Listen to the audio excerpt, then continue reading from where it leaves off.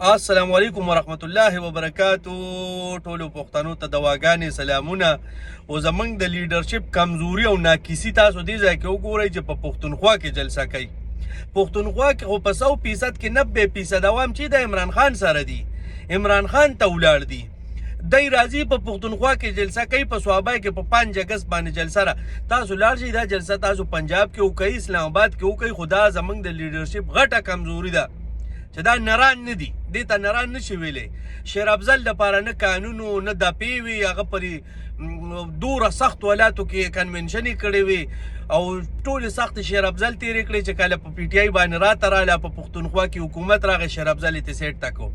خو زه بس چېر څه دي، خدای دې خیر وکړي، د عمران خان د خدای پاک زر راوباسي، د هغې نه پس به بیا پته لګي انشاءالله.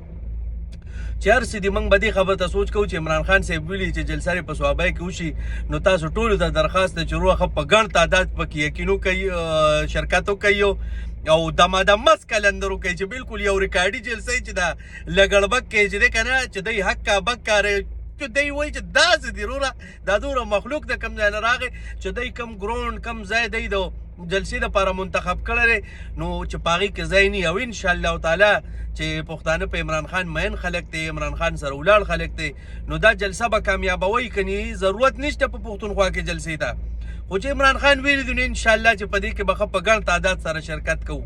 السلام علیکم.